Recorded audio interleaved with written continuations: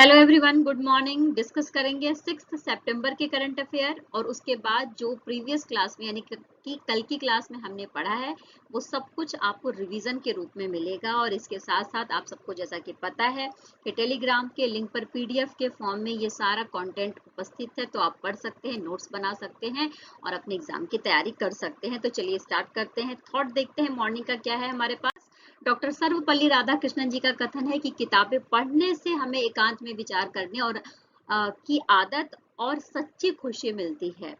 जो किताबें पढ़कर खुशी मिलती है उसको वही व्यक्ति समझ सकता है जिसको किताबें पढ़ने की आदत है, क्योंकि हमारा जो थॉट प्रोसेस होता है ना वो किताबों को पढ़ने की वजह से, नॉलेज की वजह से बिल्कुल चेंज हो जाता है। हम इस दुनिया को देखने का जो नजरिया हमारा होता है वो पॉजिटिव होने लगता है और सोच हमारी बिल्कुल बदलने लगती है। और किसी भी मैटर पर, किसी भी टॉपिक पर जब हमें बोलने के लिए कहा जाता है या बहस करने के लिए कहा जाता है तो हम उस पर अपने ज्ञान की वजह से अच्छे से बात कर सकते हैं, अपने विचार को रख सकते हैं और एकांत में अपने विचारों के ऊपर सोच भी सकते हैं। तो इसी विचारधारा के साथ में स्टार्ट करते हैं आज की अपनी क्लास को। पहली जो बात करेंगे, जैसा कि कल 5 सितंबर था और हमने टीचर्स डे सेलिब्रेट करा नेशनल लेवल पर।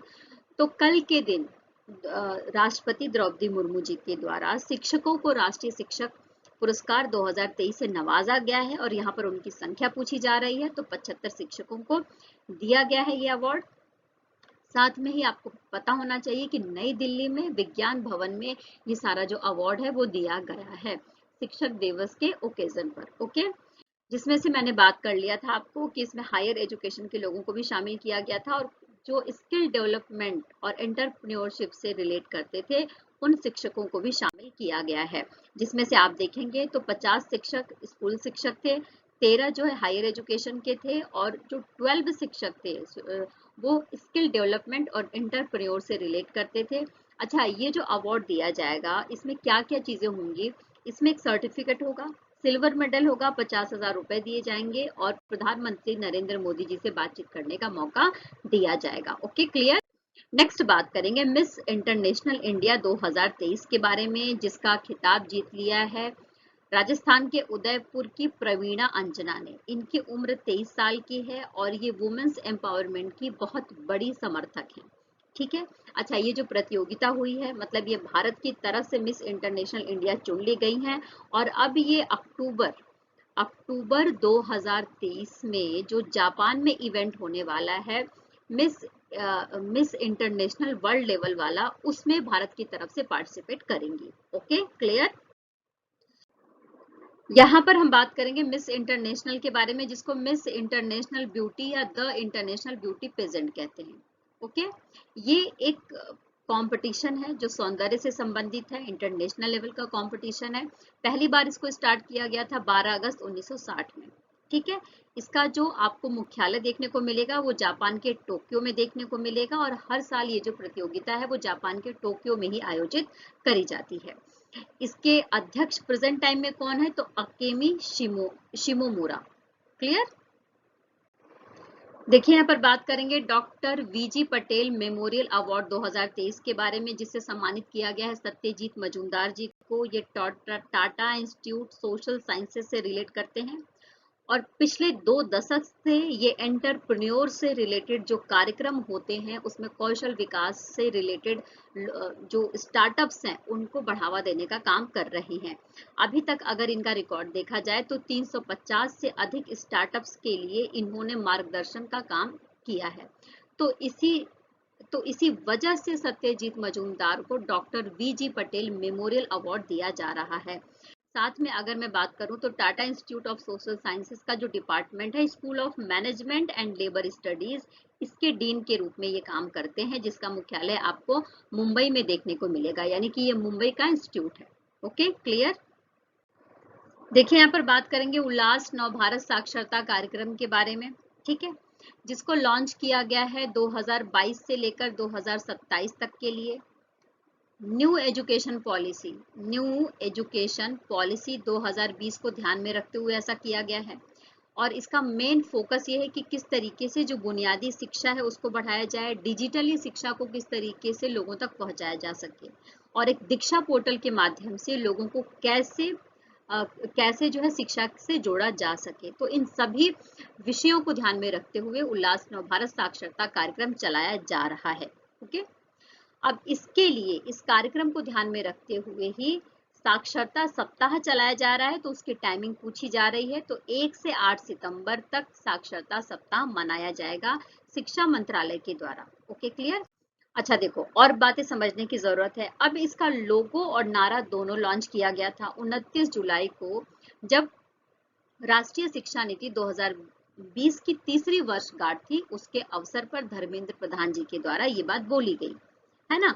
अच्छा, ये क्या है उल्लास? तो understanding of life long learning for all in society. Okay, इसका और साथ में इसका स्लोगन क्या है? तो जन जन साक्षर, जन जन साक्षर इसका स्लोगन है। और understanding of life long learning for all in society Ullas का फुल फॉर्म है, जिसको हम कह सकते हैं कि इसका लोगो है। Okay, clear. अच्छा देखो, साथ में हमें ये बात पता होना चाहिए कि हर साल 8 सितंबर को इंटरनेशनल साक्षरता दिवस मनाया जाता है। यानी कि अंतर्राष्ट्रीय साक्षरता दिवस या इंटरनेशनल जो लिटरेसी डे है वो कब मनाया जाता है? तो 8 सितंबर को मनाया जाता है। ओके, देखिए यहाँ पर बात करेंगे ग्रेने रोबोटिक्स के बारे में। ग्रेने रोबोटिक्स हैदराबाद की रोबोटिक्स कंपनी है। इसके द्वारा इंडिजीनियस विकसित किया गया है एक प्रणाली जिसका नाम है एंटी ड्रोन प्रणाली। यहाँ पर इस एंटी ड्रोन प्रणाली का नाम पूछा जा रहा है। ये एंटी ड्रोन जो सिस्टम है इसका नाम है इंद्रजाल। अब इसकी क्या विशेषता है? तो इसकी ये विशेषता है कि ये 4000 किलोमीटर स्क्वायर क्षेत्र में कोई भी ड्रोन का अगर हमला हो रहा है तो उसके बारे में पहले से ही पता कर सकता है और उसका काउंटर कर सकता है। इस बात को ध्यान में रखते हुए ही इसे बनाया गया है, जिसका नाम है इंद्रजाल। Okay, clear. देखिए, जो इंद्रजाल है उससे भारत का जो रक्षा सिस्टम है, डिफेंस सिस्टम में मजबूती आएगी। क्योंकि एक बहुत बड़ी बात है इंडिजीनियस ऐसी प्रणाली बना देना जो ड्रोन के आक्रमण को काउंटर कर सकता है। ओके, देखो, Bharat electronics limited BEL, okay, और इजराइल एरोस्पेस इंडस्ट्रीज, इन दोनों के बीच में समझौता हुआ है। समझौता किस बात को लेकर किया गया है? तो short range air defence system को लेकर किया गया है ये समझौता। साथ में ये पता होना चाहिए हमें कि ये समझौता कहाँ पर हुआ है? तो बेंगलुरु में हुआ है। अब देखो, short range air defence system, अगर ये जो सिस्टम है इस पर समझौता हो जाएगा तो इजराइल और भारत दोनों एक साथ मिलकर आत्मनिर्भर भारत और मेक इन इंडिया के तहत काम कर सकते हैं। अब इसमें क्या क्या चीजें होंगी तो देख लेते हैं। तो देखो, इसमें स्पेशली जो रक्षा सिस्टम है उससे रिलेटेड जो इक्विपमेंट्स हैं उसका निर्माण किया जाएगा और डोमेस्टिक मैन्युफैक्चरिंग और जो डिफेंस कैपेसिटी है उसको बढ़ावा मिलेगा। और साथ में जो कैपेबिलिटी है डिफेंस सिस्टम की वो भी बढ़ जाएगी, क्योंकि इसमें इजराइल भी शामिल हो गया है। तो इस बात को ध्यान में रखते हुए ही इन दोनों देशों के बीच में भारत इलेक्ट्रॉनिक्स लिमिटेड और इजराइल एरोस्पेस इंडस्ट्रीज के बीच में समझौता। देखो, यहाँ पर एरोस्पेस और रक्षा में जो समझौता हुआ है, इजराइल एरोस्पेस इंडस्ट्रीज के बारे में जानकारी लेंगे। इजराइल की एक एरोस्पेस और रक्षा कंपनी है जिसकी स्थापना 1953 में करी गई थी और प्रेजेंट टाइम में इसके CEO कौन है? तो बोवज लेविस, है ना। और अंतरिक्ष और रक्षा से संबंधित जो सिस्टम है, इक्विपमेंट्स है, उसका निर्माण करने का काम करती है। देखिए, BEL यानी कि भारत इलेक्ट्रॉनिक्स लिमिटेड की स्थापना 1954 में करी गई थी। प्रेजेंट टाइम में इसके जो मैनेजिंग डायरेक्टर है वो है भानु प्रकाश श्रीवास्तव। ओके, भारत में जो रक्षा का सिस्टम है जैसे कि रडार बनाना, मिसाइल सिस्टम बनाना, सैन्य संचार, नौसेना सिस्टम, बहुत सारे ऐसे सिस्टम को बनाने में BEL की प्रमुख भूमिका है। तो बहुत इंपॉर्टेंट रोल अदा करता है भारत के रक्षा सिस्टम को मजबूत करने में BEL। ओके, नेक्स्ट बात करेंगे इसरो के बारे में। तो देखो, अभी जैसा कि हमने पढ़ा कुछ दिन पहले कि आदित्य L1 जो इसरो का पहला सौर मिशन है उसको लॉन्च कर दिया गया है। 125 दिन की यात्रा करेगा और उसके बाद पृथ्वी से 1.5 मिलियन की दूरी पर एक हॉलो ऑर्बिट है, वहां पर L1 पॉइंट पर इसको प्रक्षेपित किया जाएगा। ओके, हमने ये बात पढ़ी थी। तो यहाँ पर क्वेश्चन में क्या पूछा जा रहा है ये देख लेते हैं। तो इसरो के किस प्रभाग यानी इसरो का वो कौन सा डिपार्टमेंट है जिसके द्वारा आदित्य L1 सौर मिशन के लिए पृथ्वी की कक्षा में दूसरे उत्थान की प्रक्रिया को संचालित किया जाएगा। देखिए, सूरज और पृथ्वी के बीच में 5 पॉइंट है और आप देख सकते हैं कि ये जो 4 आपको क्या दिख रही है, कक्षाएं या ऑर्बिट दिख रही है, तो इन सबको पार करते हुए ही आदित्य L1 यहाँ पर पहुंचेगा। ओके, और इसके लिए एक ट्रैकिंग सिस्टम लगाया गया है, तो उस सिस्टम का नाम पूछा जा रहा है या उस डिपार्टमेंट का नाम पूछा जा रहा है। तो यहाँ पर इसका आंसर है टेलीमेट्री ट्रैकिंग और कमांड नेटवर्क। इस नेटवर्किंग के माध्यम से ही हमें पता चलता है कि अगर हम कोई उपग्रह लॉन्च कर रहे हैं तो वो कहाँ तक पहुंचा है। ओके, तो नाम याद रख लेना क्योंकि इंपॉर्टेंट होता है, पूछा जा सकता है, क्योंकि कोई भी उपग्रह छोड़कर उसको सिर्फ हमने लॉन्च कर दिया तो हमारी जिम्मेदारी खत्म नहीं होती है, क्योंकि वो 125 दिन की यात्रा भी तो करनी है, तो उसको ट्रैकिंग भी तो करना पड़ेगा ना कि कहाँ तक पहुंचा है। तो इस बात को ध्यान में रखते हुए जो टेलीमेट्री ट्रैकिंग और कमांड नेटवर्क है, वो जो इसरो का एक डिपार्टमेंट है, वो सारा जानकारी रखता है। ओके, आदित्य L1 मिशन के बारे में हमने पढ़ ही लिया है कि जो सूरज है उसका कोरोना मंडल, उसका जो वायुमंडल है उसके अध्ययन के लिए, प्लाज्मा के अध्ययन के लिए ये काम करेगा। ओके, देखिए इसरो के बारे में बात करेंगे। भारतीय अंतरिक्ष अनुसंधान संगठन, जिसकी स्थापना 15 अगस्त 1969 में करी गई थी। ओके, और इसका जितना भी उपग्रह लॉन्च किया जाता है, रॉकेट लॉन्च किया जाता है, वो सतीश धवन अंतरिक्ष केंद्र से लॉन्च किया जाता है, जो आंध्र प्रदेश के श्रीहरिकोटा में है। ये बात हमें अच्छे से पता होना चाहिए। इसका मुख्यालय बेंगलुरु में है और एस सोमनाथ इसके अध्यक्ष। नेक्स्ट बात करेंगे WHO के बारे में। WHO ने अपने पहले WHO पारंपरिक चिकित्सा वैश्विक शिखर सम्मेलन 2023 का परिणाम दस्तावेज किस रूप में जारी किया है? तो ये जारी किया गया है गुजरात घोषणा पत्र के रूप में। अब इसको थोड़ा सा समझ लेते हैं जर्नल लैंग्वेज में क्या कहने की कोशिश हो रही है। तो देखो, जो वर्ल्ड हेल्थ ऑर्गेनाइजेशन है जिसको हम WHO कहते हैं, ठीक है, तो इसने एक रिपोर्ट दी है, एक दस्तावेज पेश किया है। किस टॉपिक के ऊपर? तो जो पारंपरिक वैश्विक प्रक्रियाएं हैं चिकित्सा से रिलेटेड, है ना, उससे रिलेटेड एक दस्तावेज रिलीज किया है। तो नाम पूछा जा रहा है कि वो किस रूप में इसको रिलीज किया गया है। तो ये गुजरात घोषणा पत्र के रूप में या फिर गुजरात डिक्लेरेशन के रूप में इसे हम समझ सकते हैं, है ना। गुजरात घोषणा पत्र में आप देखेंगे तो जो पारंपरिक चिकित्सा की व्यवस्थाएं हैं उसको दोबारा से स्थापित करने के ऊपर बात की गई है, जिसमें भारत बार बार ये बात कह भी रहा है कि जो पारंपरिक जो चिकित्सा की पद्धतियां थी वो वापस आनी चाहिए, क्योंकि कहीं ना कहीं वो हमारे हेल्थ को लंबे समय तक सही रखने में कारगर हो रही हैं। देखिए, भारत के आयुष मंत्रालय के बारे में हमें पता होना चाहिए, जिसकी स्थापना 9 नवंबर को 2014 में करी गई थी। स्पेशली जो चिकित्सा की पारंपरिक प्रणालियां हैं उसको ध्यान में रखते हुए ही इस आयुष मंत्रालय की स्थापना करी गई थी, जिसमें आयुर्वेद, योगा, यूनानी, सिद्ध, होम्योपैथी, प्राकृतिक, इन सब विधियों के माध्यम से चिकित्सा को या लोगों का इलाज किया जाता है।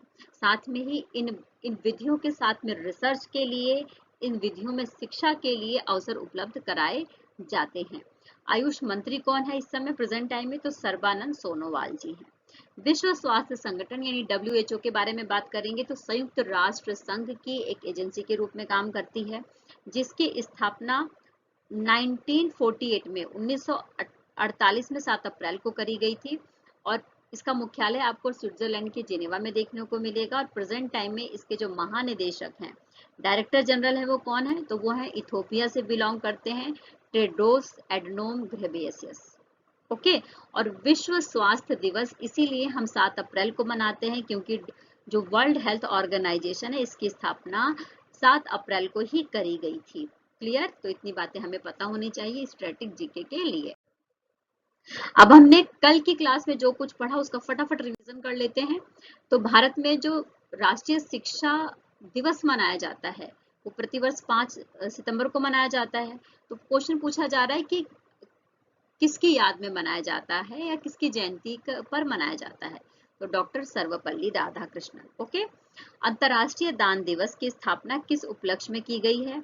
तो देखो हमारा जो संयुक्त राष्ट्र संघ है उसके द्वारा मदर टेरेसा का जब निधन हो गया था कलकत्ता में 5 सितंबर को, तो उसकी वर्षगांठ के रूप में 2012 में ये डिसाइड किया गया कि हर साल अंतर्राष्ट्रीय दान दिवस या इंटरनेशनल डे ऑफ चैरिटी मनाया जाएगा। ओके, नेक्स्ट बात करेंगे इटालियन ग्रैंड प्रिक्स 2023 को लगातार 10वीं बार, जो 10वीं रेस थी वो किसने जीत ली है, तो मैक्स वेरस्टेपेन ने जीत ली है और ये एक वर्ल्ड रिकॉर्ड है, तो इनका नाम जरूर याद रख लेना, Italian grand prix 2023। Okay, Akashvani और समाचार सेवा प्रभाग में प्रधान महानिदेशक का पद किसने ग्रहण किया है, तो डॉक्टर वसुधा गुप्ता का नाम याद रख लेना, ये अभी हाल ही अपॉइंटेड हुई हैं। ओके, कोटक महिंद्रा बैंक के प्रबंध निदेशक और सीईओ पद से किसने इस्तीफा दिया है, तो वो है उदय कोटक।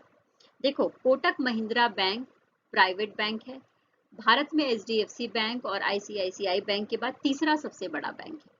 इसकी स्थापना 1985 में करी गई थी और जब से इसकी स्थापना करी गई थी तभी से इसके सीईओ और डायरेक्टर हैं उदय कोटक। ओके, तो अब इन्होंने क्या कर दिया, रिजाइन दे दिया है और इनकी जगह पर दीपक गुप्ता को अभी हायर किया गया है।